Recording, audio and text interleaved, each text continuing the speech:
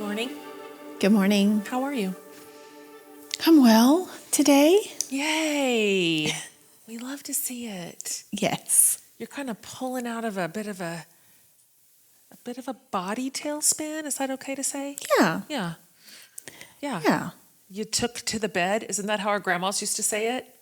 I need to take to the bed. Yes. Ann Leanne Morgan says that. Oh, God, she does. Mm-hmm. My brain was just saying, wait, I just recently heard that. That's right, on this show. Yes. Every so often I have to take to the bed, but it helps, and then I'm back. Oh, yay. Oh, I'm so happy to It's see just, it. A cycle. This is fun today, you guys. We've just wrapped our interview, and it was good. It was really good. It was good. We have a person on who comes from, I think we could safely say, a fairly remarkable family. This is a family of politicians. It is a family of public servants. It is certainly a family of philanthropists. And you may have heard them, the Kennedys. I mean,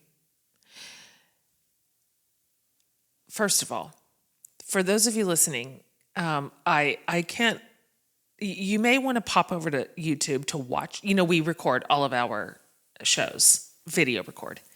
And please somebody be looking at them because of this beautiful new studio. And of course, our beautiful faces. Who wouldn't want to just watch us talk? But anyway, have you ever seen a family with a clearer genetic code? No. Do you know what I mean? Yes. I could spot a Kennedy Shriver. 1 out of a million. Mm-hmm. That square, angular face and jaw. He popped up and I was like, well, there's Tim Shriver, looking like the family. So we've got Tim Shriver on today. And I think you're going to find this hopeful. Do you? Yes, for sure. Yeah, I think. When I first looked at some of it,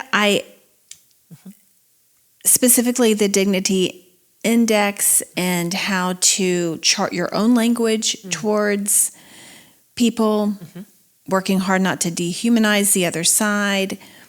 You talk about it in the interview. At first you're like, yes, that's what we need. And then a little righteous indignation rose up in me. But he was able to settle all of that. Oh, that's I do understand the knee-jerk reaction we're all having. Of course.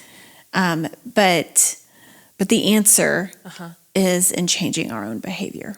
I hope that will entice you to keep listening, because we kind of cycled through some feelings, through this big idea of what it means to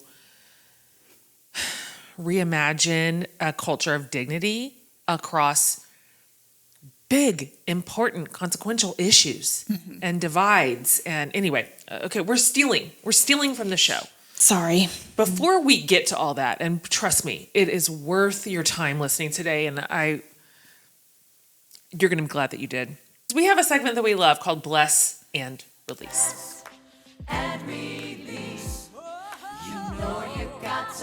These are the kinds of things that maybe once upon a time we either used or employed or engaged or believed or whatever. And at this point in our life, we are like, fare thee well. We release you back from whence you came, and we are no longer going to be in need of your service. So I'd love to talk for just a minute as we hedge into this really interesting conversation with Tim Shriver about specific fears. Pick one. Pick a fear that maybe has been a longtime companion in a specific way that you are either releasing or you want to release. Same for me, because releasing and wanting to release is a bit of a continuum. Right. I actually have a big one. You do? And it's not about me, because I have not really learned to release the fears about me personally. Tell me what you mean by that. Well, there are fears I would like to release. Fear of rejection, fear of new things. Fear is still sort of a fuel for me. Okay. But the one thing that I think I have mostly walked away from is the fear of my kids' trajectory Oh, gosh. being my responsibility. Oh, boy. Which that's huge, and you could pick that apart in a million ways for 1,000 years. But in general, I think I really understand now, like at a gut level, that what I say and do and advise doesn't change who they are. And it's their life. They're going to choose a path. It's going to be okay. And it's never going to look exactly how I imagined anyway. Even if I gave advice 24/7 and they attempted to follow it, their path is still going to look different. So I think I'm finally to the point where I'm not white knuckling their launch, which is a new feeling. Sure. I mean, I tip my hat, and I understand why that one is losing some hold. Our like listening community is, a lot of them are about our age. And so what happens is those like kindergartners that we had, they just go ahead and graduate from high school and such. And so as they grow up, we're literally kind of forced to reckon with this idea that their future is both either our credit or our fault. Pick a path, Yes. It's just really not true. They are who they are, and they're going to do what they're going to do. And it's the thing that you said that is the most exciting. It's going to like be okay. It's going to be okay. I'm starting to think that's true. Me too. I'm watching it happen. You are too. They're just out there doing their thing. I never would have believed that a few years ago. In our defense, the world told us when our kids were littles that we were in charge of their happiness, their adjustment, their choices, like their future. We're either setting them up for a good, I feel like we got that message, don't you? 100%. Yeah. So, And that every tiny choice you made throughout the day, like could alter, sort of the butterfly effect of you feed them the wrong snacks. And then, when they're 27. that's right. So That's right. It was that red dye number 5 that you did. So it's a terrifying way to raise kids, but I think I'm untangling from it. Oh, that's good. Oh, I really love that. You? For me, I would say what I want to say is that I'm releasing like the fear of failure, but that's not true. I would be lying. That would be a lie. And I like to tell the truth on this show. But you're thinking about it. That counts for something. It does. Once you get on the spectrum, you're at least there. Like I at least have visibility into the issue. That my worth is not defined by success. I know that intellectually for sure. And I'm not there. I haven't mastered this one. But I will tell you that I really don't have a fear anymore of, I guess the best way to say is the unknown. Like this need that I had for a really long time to know my future, know the outcome of whatever the thing was that I was doing. I really loved the idea of having the end of my story a known quantity, and I would just chart my little way all the way until we got there. This is I had clear visuals of my 50th wedding anniversary. Do you know what I mean? Yes. Like this is how I build the life to get to this ending that I know that I'm projecting toward, that is going to be. I don't have that anymore. Like that. And now what's so bananas is to find myself in an absolutely uncharted place and loving it. Like, I love my life right now. Yes. I love all this stuff that emerged from the rubble. And at this point, I wouldn't have it either way. So something about that has purged me of the need to know exactly how it's all going to go. Like, this is what's going to happen next. People still want this for me. What's next for you? What are you and Tyler going to do? Where are you going to, that people want to know the next things that are, that have plot points on the traditional story. I do not know what they are, and I don't need to know what they are. I really don't. I mean, these are sort of like sister ideas. They kind of are. In that, like, I'm releasing the need to know the exact path of my kids. That's true. And acknowledging that I don't know what their endpoint is. Yep. While you're acknowledging it's the same thing. You don't have control over your path or endpoint either. Yeah, you're right. You're right. But I also, to your earlier point, feel like it's going to be okay. It's going to be okay. And I love that I'm even thinking about releasing huge fears that, like, the consequence of that trickles down through all the little things in our life. I mean, in my 20s, I had a visceral fear of going to HEB without full makeup on. Oh my God. Like, I feel Never like heard you say that. I feel like there's like some maturity in acknowledging what we're actually afraid of. You're right. And also releasing them. That's good. To say nothing of the amount of time and energy that gives us back. Yes. I spend a lot of time worrying and thinking about so many things that if that is no longer a preoccupation, what can I do with my brain? What else can my brain be doing? Right. Like, how exciting. Maybe I could do something useful. And we're all on our own separate path. Yeah. Like, if you still want to wear full makeup to HEB, that's great for you. The number of hours I wasted thinking about it when that wasn't right for me. So that was so not right for you. I don't even understand what you're saying right now. I don't know that you. I don't know the Amy that wouldn't go to HEB without a full face. I've never seen you in a full face of makeup. full face, cardigan set, and pearls. Listen.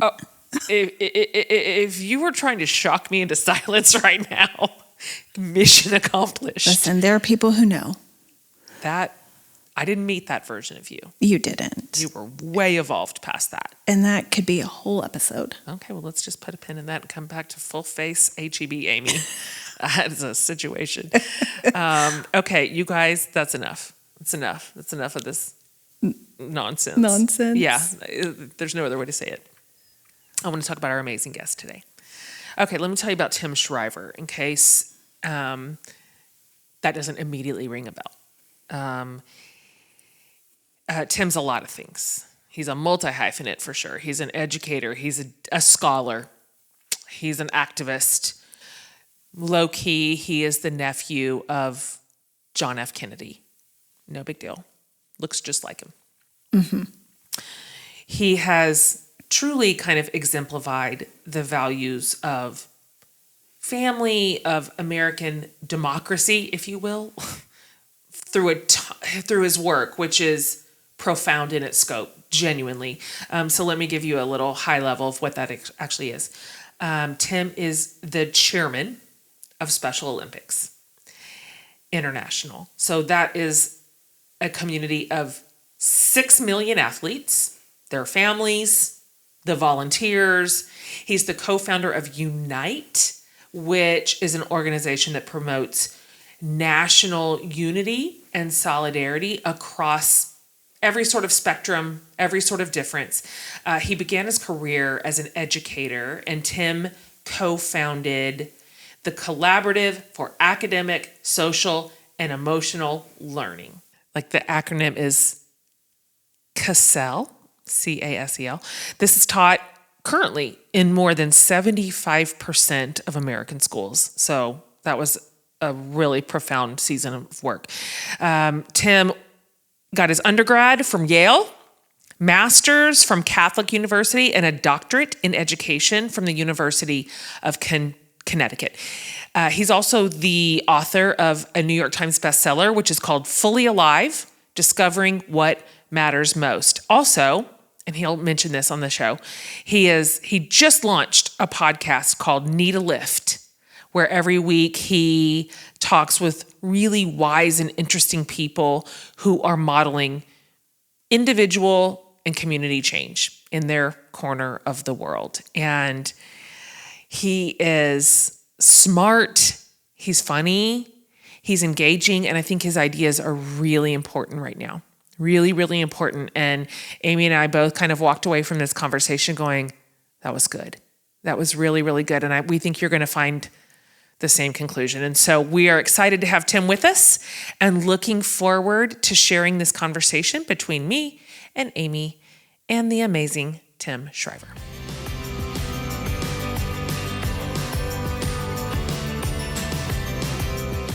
How exciting to have Tim Shriver on the show this morning. Thanks for joining us. I am honored to be with you. I mean, he's even come with his cold and his like smelly cat voice. Does that? People tell me I sound better when I have a cold, so I hope I hope I deliver. That's one of those compliments that's wrapped in kind of negativity. But whatever.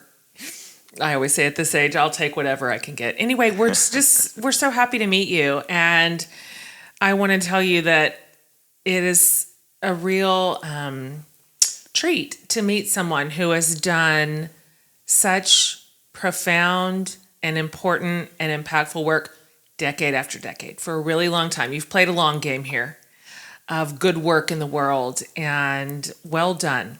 Well done, you. Thank you. I've been privileged to be able to play for a long time and privileged to be able to play in really enormously inspiring and joyful and fulfilling circles. I've been on team after team of people that just make me want to get up in the morning and go, and it's a privilege. Oh, that's a nice thing to say. I love that. When you kind of look back, because we're about to just jump in to the meat and potatoes here, but when you look back at all the incredible circles that you've run in and organizations that you've pioneered and even just been privy to through your dad, through your family, what would you say? Is it impossible to pick kind of a highlight?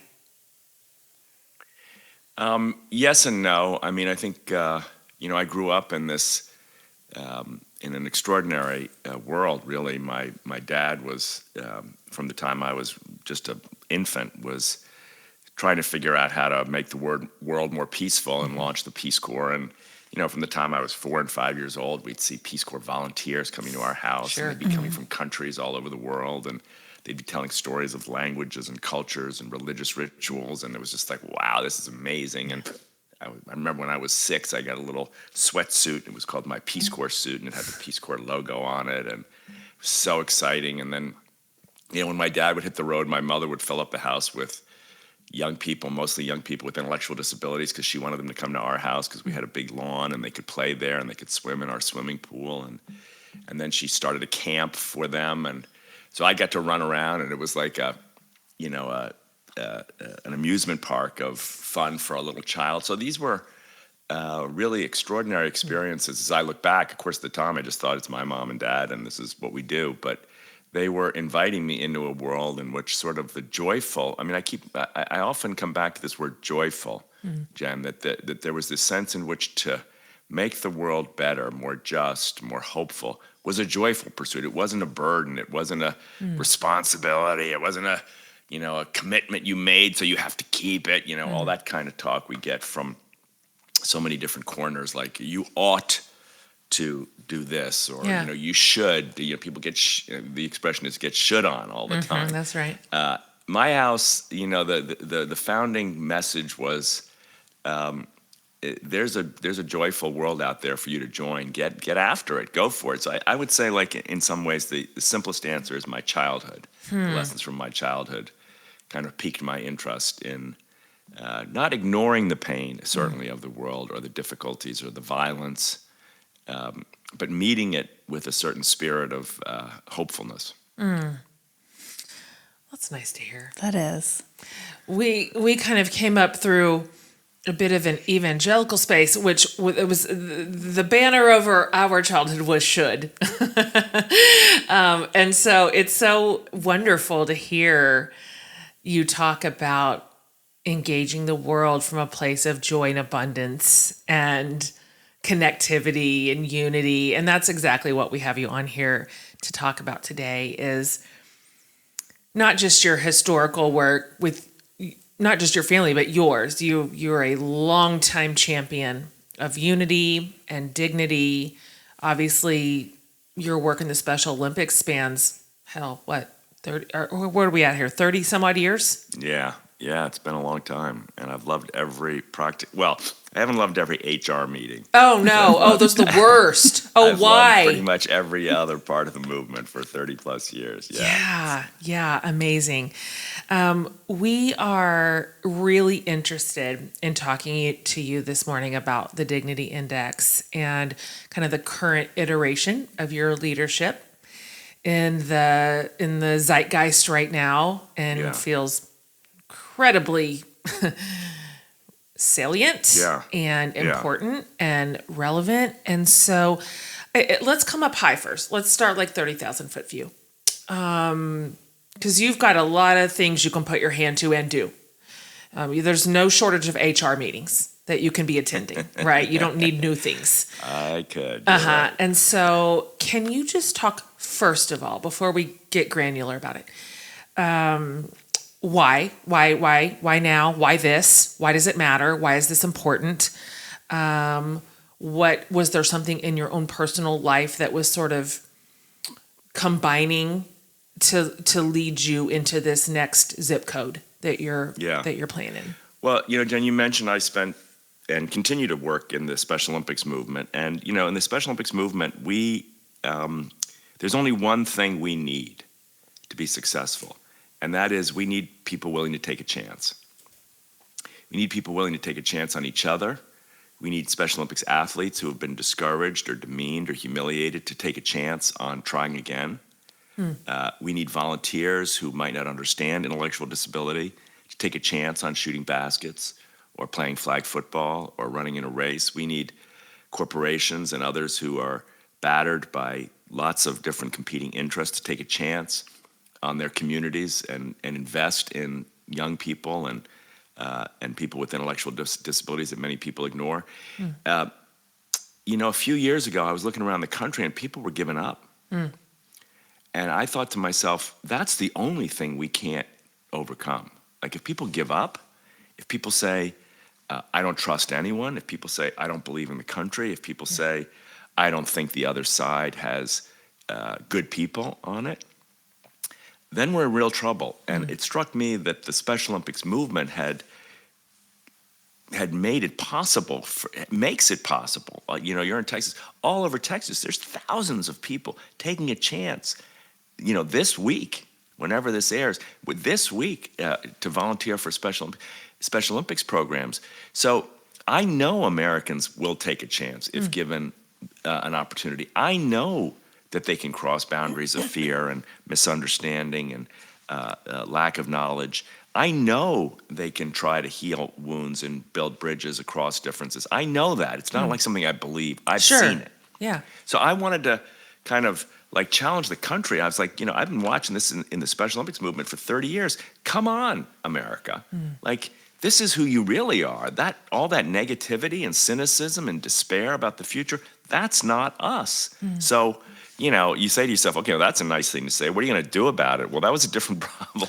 Sure. I was like, okay, well, that's nice to say, but I know how to kind of run a Special Olympic state games, like a track meet or a swimming competition or a ski race. I don't know how to change the country. So I set out with a lot of different people just asking questions. What could we do to remind people of who they really are? And that's what set me off on this idea of revealing to people, when we use so much, the Dignity Index we built as a way of helping people see themselves. And sometimes when you look at the Dignity Index and you see the scale, 1 to 8, 1 is I dehumanize others, and 4 is I'm just better than you, and 6 is I want to listen to you and understand you, and 8 is I see your dignity no matter what, and everything in between. when people started to look at this dignity index, they started to see themselves. And they thought, I say this all the time, they see themselves and they want to see themselves better. They want to do better just by seeing, by listening to your own voice sometimes when you talk about those people. And the dignity index says, well, that's when you talk about those people as being bad, that's a 3. Okay? And so people go, what's that mean? Well, you can look at the index and all of a sudden you can realize, well, I don't need to use that language to make my point. In fact, using that kind of language doesn't help me make my point. It doesn't actually convince anyone to come to my side. If I treat people with dignity, they're more likely to listen to me. So, it's just a small way of amplifying the part of us that wants to do better and allowing us a little bit of a tool. It's like a little toolkit. It's like you can pull up the dignity index out of your purse or your wallet or your pocket or on your iPhone and look at it and go, ooh, I could do this a little better. Without losing my passion, without losing my commitment to my issues, I could still treat people with dignity. So that's what got us into it. It's been fantastic. I mean, I think what I like to report to people is that I haven't spoken. Here's something. I mean, I've got a small team. We're speaking in schools. We're speaking on university campuses. We're speaking at businesses. We're speaking with elected officials. We haven't found an audience yet, and this is extreme right, extreme left, and everything in between. We haven't found an audience yet that doesn't look at it and go, in this room, we can do better. Yes. It's an incredible roadmap to healing what is ailing this country. How and why do you think we lost our identity as Americans? You have a unique vantage point to sort of see the big picture. How do we get to the place where we need this toolkit so badly?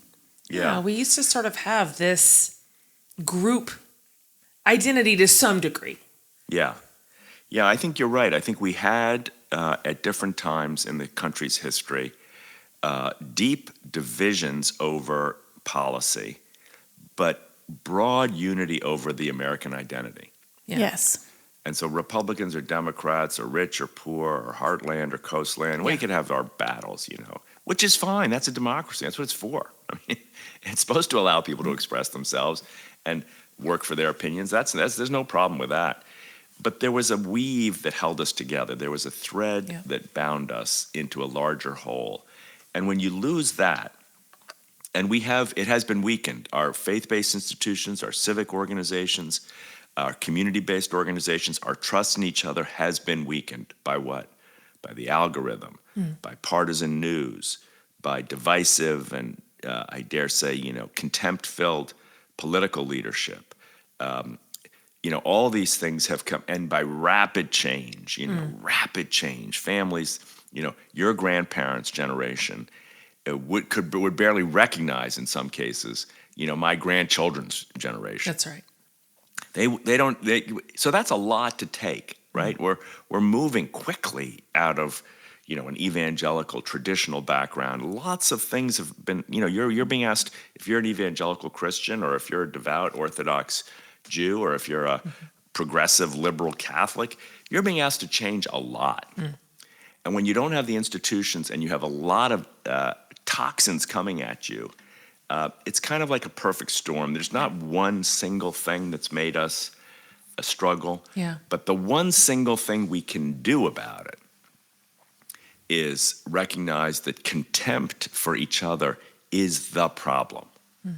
And treating each other with dignity is the solution.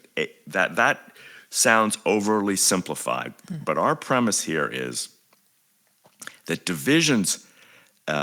differences of opinion are not the problem. Contempt is the problem. I can differ with you and treat you with dignity, but when I differ with you and treat you with contempt, then we got a real problem. Then we tear families apart. Then we tear communities apart. Then we have, we dramatically weaken the trust we all have in the country and in each other.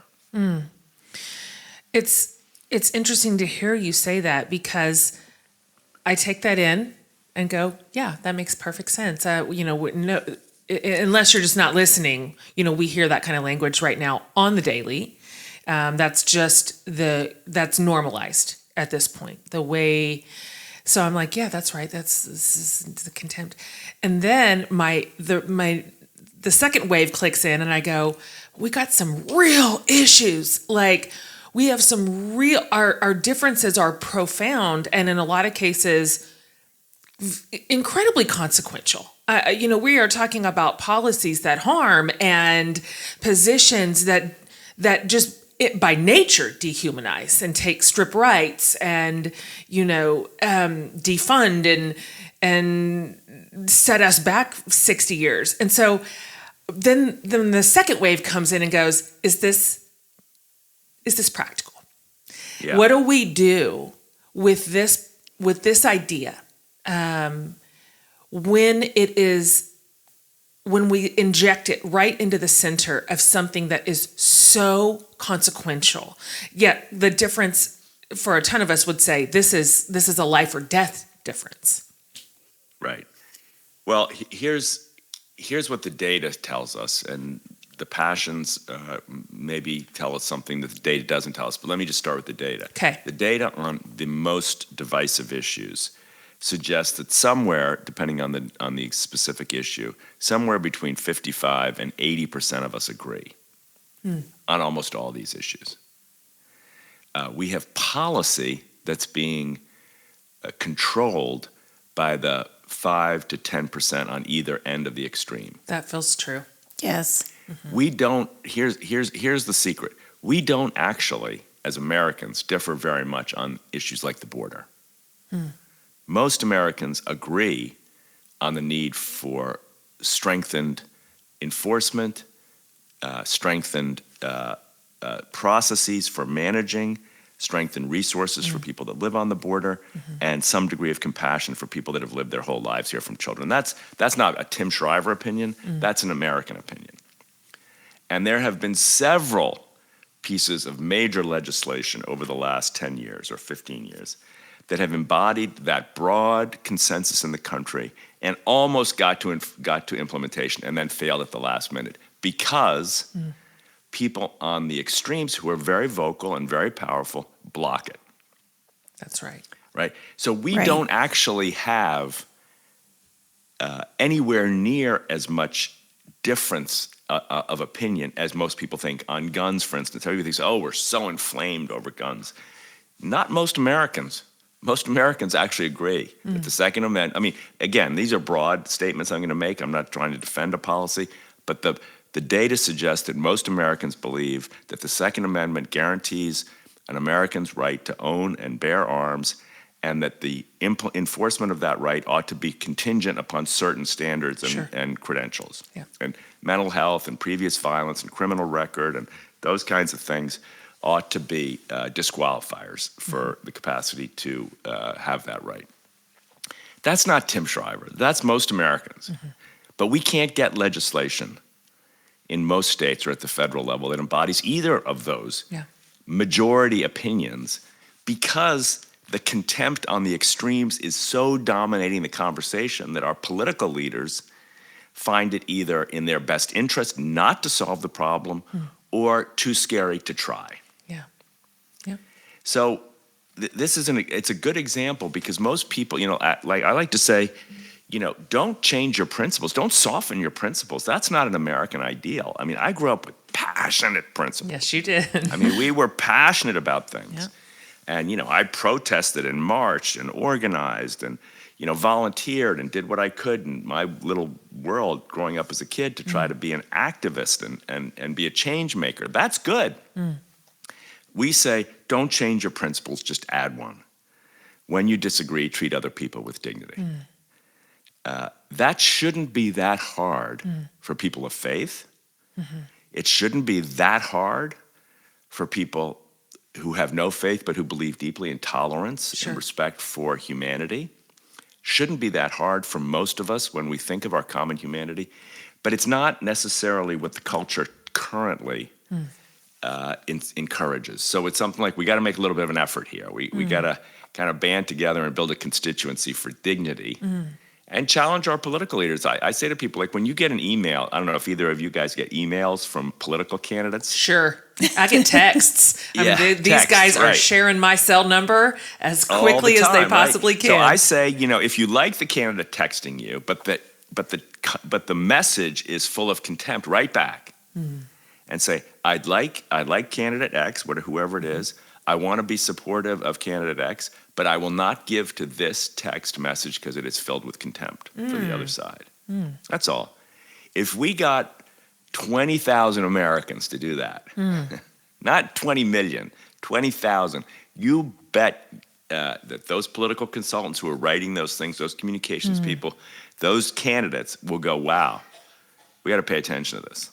How do you advise that we do continue to engage and be activists and strive for change, for that 5 to 10% to make the changes we want, while still staying on the high end of the dignity index? Not even 8. Like, how can both my... Let's go for 6, right? How can my words and my heart stay at 6 or 7 when we do see so much injustice and we are so frustrated? It's a really good question, Amy. I guess I would say there's 2 things here. First is, what's going to work? So when you see a lot of injustice, I like that. What's going to make a difference?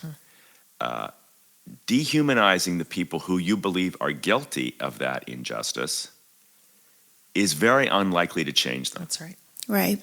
So if you want to change the source field of the injustice, dehumanizing people who are guilty of it is actually likely to deepen their resentment towards you and deepen their commitment to whatever they're doing. So from a practical point of view, we have our role models here in Nelson Mandela in South Africa and Martin Luther King in our own country and many faith-based leaders over the years who have taught us even scriptural texts from the Christian tradition, from the Jewish tradition, that remind us that mercy is actually its own transformative force field. Asking people to tell you more about where they come from, to explain their deepest positions, to understand, to be listened to deeply, is actually more likely to even unseat the most malicious forms of injustice than contempt. The second thing, though, you asked, which I heard you suggesting, is what about my feeling? Like, I'm furious. Like, what do I do with that? I can't stand watching X or Y or Z do what she's doing or what he's doing. And I think there is sort of, if you will, we need to kind of crack the code for how we transform our anger. Anger's okay. It's telling us something. Right. Right? It's good information. The question isn't, do you feel anger? The question is, what do you do with it? Yeah. And if it's challenging you to try to change a system, then work on changing the system with practical and serious. If it's challenging you to feel and express a sense of frustration and anger, express it. But you don't have to express it by dehumanizing the other person.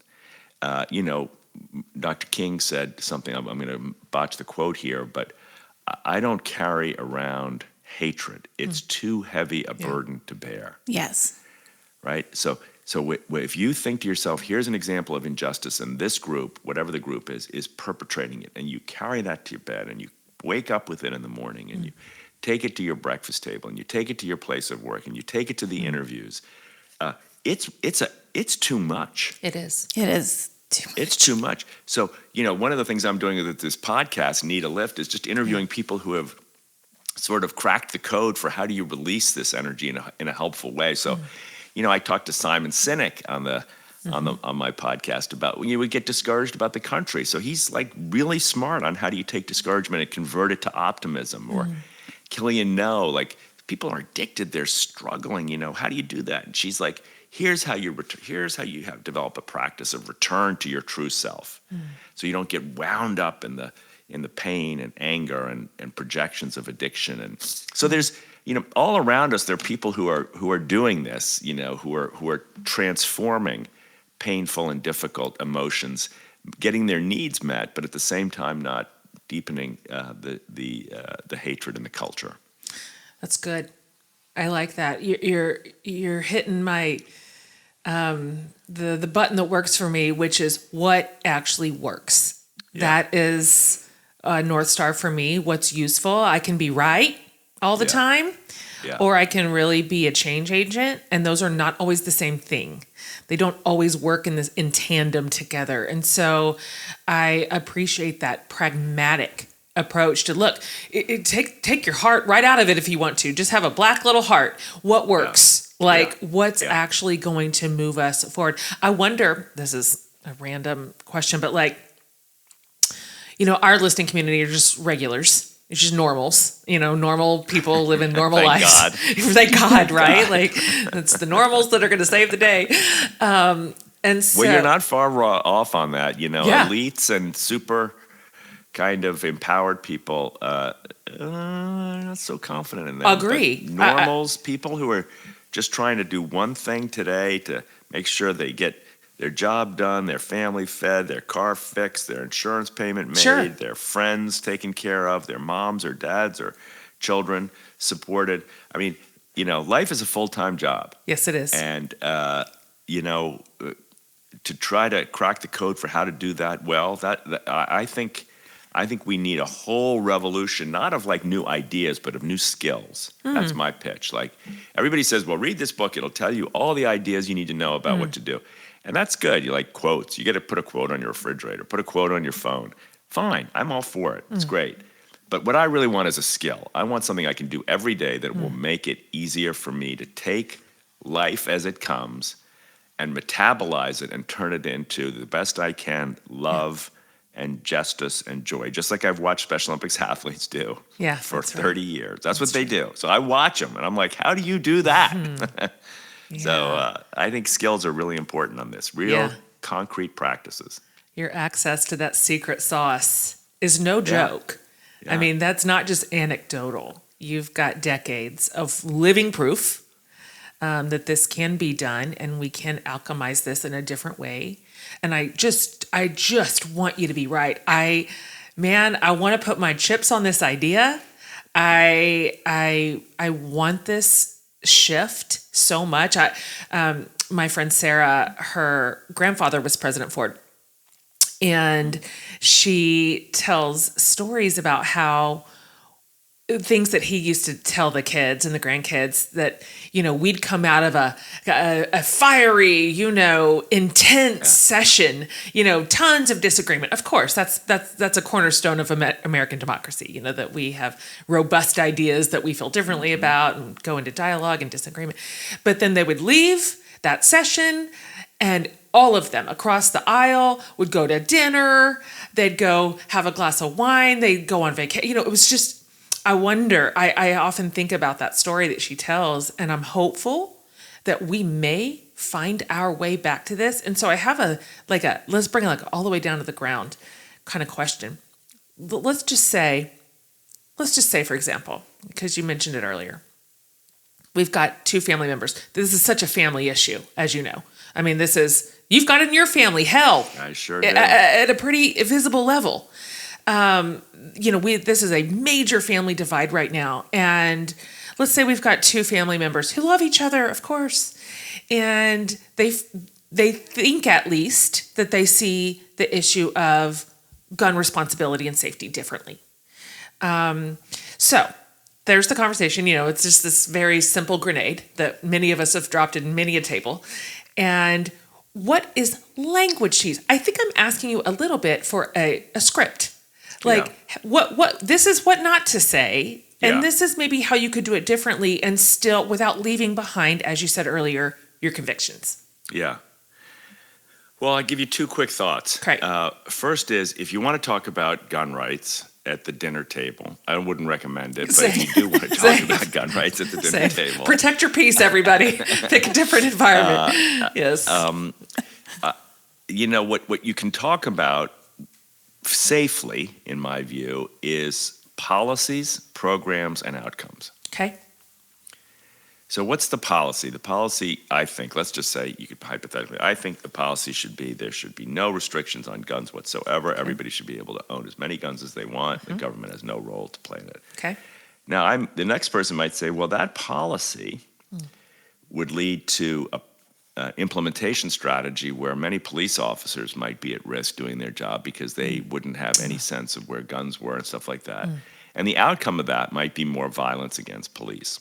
The other person might say, well, no, the policy would not produce that implementation strategy. It would produce more safety and so on and so forth. So you can have that discussion. The minute it goes to, how dare you?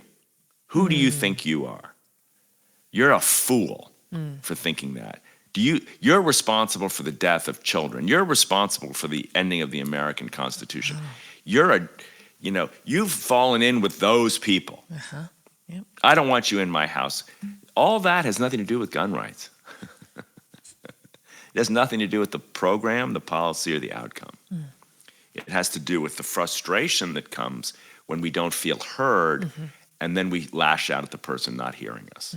So the way to disintermediate that fear and that anger toward the person, I think, is very simple. It's just to listen more deeply. So let's just say you're the person who wants unfettered gun rights. Okay. And I'm not. The simplest thing to do is to actually become really, really good, from my point of view, at listening to you. Where does this come from? Who taught you? Where did you learn it? Tell me did your dad teach you how to shoot? How old were you? You're 7 years old. Tell me about the first time. What was that like? Where did you go?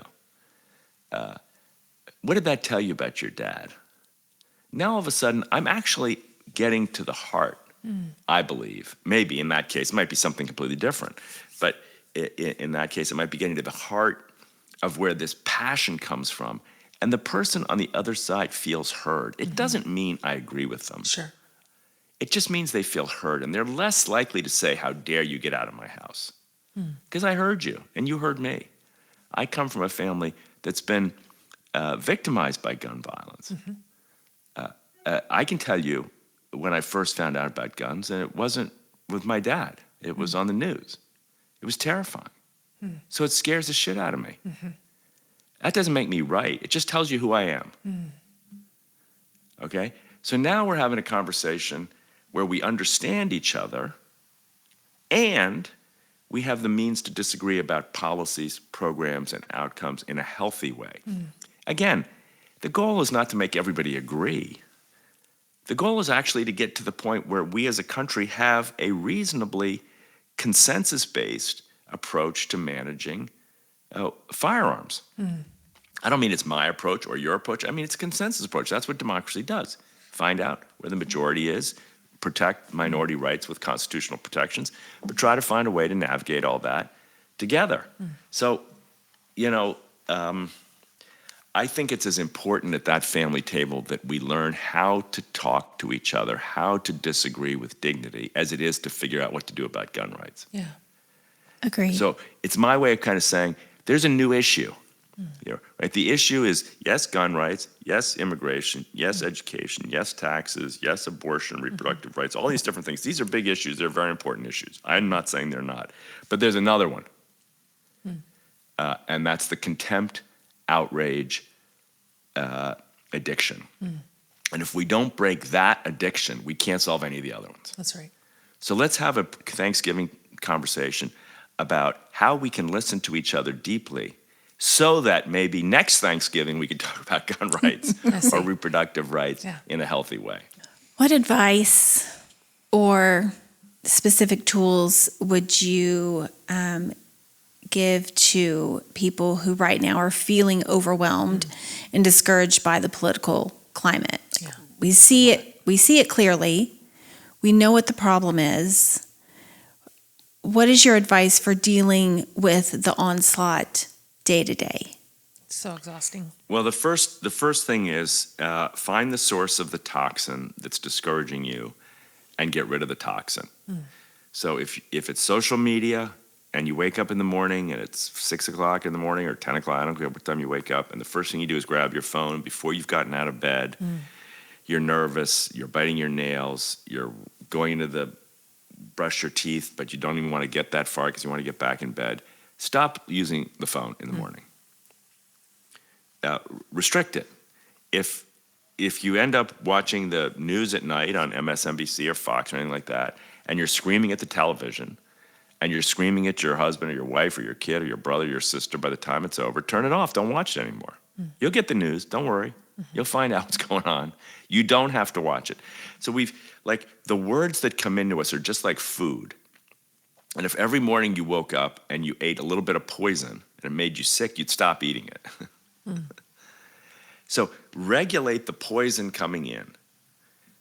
That's the easiest thing for all of, that's something everyone can do. You don't need Tim, you don't need Amy, you don't need Jen, you don't need, Joe Biden or Donald Trump or Kamala Harris. You can do it yourself.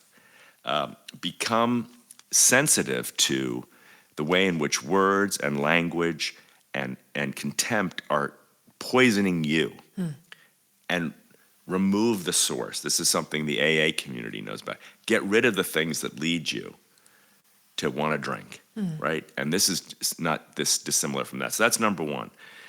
Number two, I hesitate to say this because it sounds kind of preachy. It sounds like a should thing. But take a chance on a small step with volunteering or civic engagement. Yeah. There's still, I know churches are weaker than they used to be, synagogues, mosques, but they're there. And I don't know a single faith-based community that doesn't need volunteers for the soup kitchen, for the clothing drive, for the cleanup, for the, thousands of different projects, for the support for the family that's lost a family member, for the fire victim. They're all out there, and sometimes an hour, Special Olympics. We say, look, come out and shoot baskets. It's not hard. Yeah. Shoot baskets for 20 minutes. That's it. You can say, oh, that's important. Yes, Yeah. that's important. Yeah. It's important for the Special Olympics athlete. It's also important for you. That's good. So take baby steps. People with significant, depressive symptoms and loneliness symptoms. I'm not a clinician, so I don't want to sound preachy, but I know that if we can get to the point where we take baby steps to take a chance again on each other, we often find ourselves with coming back at the end of that day going, whew, that was hard, but that was good. That made a difference. I felt my old self again sometimes. Totally. It's so reliable. It's such a reliable outlet and change agent. Let me wrap it up with this. I'm just getting started. Wrap it up. What are you talking Listen, look, if you'd like to stay on longer with us, I'm sure we can come up with some sound issues. I'm sure you and your listeners have had enough. I just, I want to compliment you, though. No, I really do. I think it's just fantastic. Look at what you guys have done. Nobody handed this to you. Nobody told you this was going to be easy. Nobody said from birth you were going to be able to have conversations that would engage thousands and thousands of people in finding their best selves. I'm just trying to keep up with you to launch this needle lift thing. But, this is, even the podcasting world, it's an amazing American story. It is, isn't it? Tens of thousands of us having conversations, sharing insights, teaching one another. Yeah. Anyway, good for you. Yeah. And I'm very grateful that you took the few minutes to have me on. No, I've loved this conversation, and it kind of leads me into how I'd like to land the plane a little bit, which is just, speaking of podcasting, you've got one. It's about to hit, and I think it's timely. And I'd love to weave together two ideas, and you mentioned it earlier in the show, but how you're going to use your show to steer toward something close to hope. And I'd like to hear you speak on it. Like, are you hopeful? You're no dum-dum. Right, you're not. Jen, I'm so hopeful, and I just don't think the story we're told, like the discouraged American story, is not the real story of us. Everybody I've had on, I've recorded several of these, and we'll be launching them. Whether it's Michael Phelps, a great, Olympic athlete, Loretta Claiborne, a Special Olympics athlete who grew up with nothing. Whether it's Simon Sinek or Killian No or Father Mike Schmitz or all these, they're all doing the work. None of them are hating. Their fellow Americans. They're doing the work. They're not talking about it. They're doing the work. They're in the community. They're making a difference. They're growing hope and and engagement and bridge building. They're actually, and they're everywhere. That's right. I mean, I make a list of, I talk to my producer. I got 50 people. We got to Easy. hurry up. We should be doing 2 a week, not 1 a week. So I just feel like we've got to amplify what's already happening. People don't need me to teach them. They don't need me to tell them what to do. They just need all of us to shine a light away from the dehumanizers and the contempt mongers, and toward the people who are lighting a light. That's good. And then we'll say, oh my God, I didn't realize it. Wow. Oh yeah. Wow. Here in Texas. Wow. Here in Mississippi. Here in Arizona. Geez, that's right here in Virginia. Look at that. And I just think we need that. I do too. Thanks for doing your part. Thanks for playing your one note of the song. It's the best we can do. It's all we can do. It's all we can do. Which is nice. We're not responsible for the entire score, but we each have a little note to play. And so thank you for doing your part and for being on here. Will you just tell our community, this is where to find you. This is where to follow you. You've got such an impressive body of work. Particularly, this is where to find your podcast. And so Need a Lift will be on Apple and Spotify and any place you find a podcast. We'll be there waiting for you, offering you the chance to find these people who are cracking the spiritual code for wellness and hope and healing, and giving us a reason to believe in us. So I hope you'll come and listen, give it a shot, listen to your fellow Americans, listen to your fellow activists and believers and challengers and hopers and stuff like that. I think it's really exciting. I've loved just getting started on it. That's Need a Lift at biggerpicture.us. For any of you listening and thinking, oh my God, that's Special Olympics, I haven't thought about that in a while, check out specialolympics.org. We've got volunteer opportunities by the gazillions everywhere, all over America, every village, city, town, you name it. And the work of the Dignity Index, which in some ways is trying to bring this into all of our kind of places of work and schools and our homes. You can find that at dignityindex.us. Perfect. We'll round up all that for you guys so you can have that in one place, and follow Tim everywhere. He's just making a dent. Thanks for being on our show. I'm playing my note. Thanks for having me. Thanks for making it into a symphony. Cheering for you. Thanks, Tim.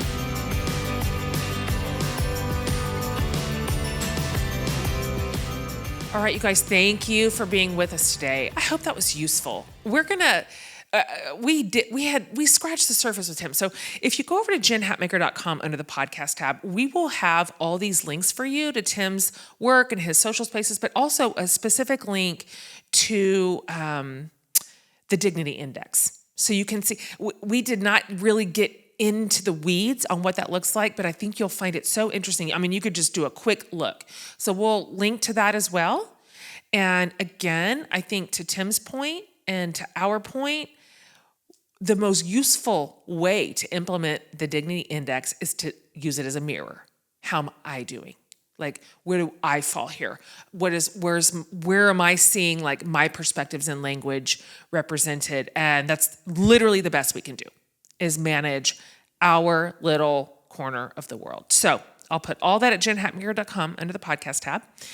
And thanks for being with us today and for tuning in, for downloading. Thank you for reviewing us. Thank you for rating the show. Absolutely. Thank you for subscribing. So if you haven't already done that, that's a 5-second fix wherever you listen to your podcasts. And we have more to come, and we'll see you next week.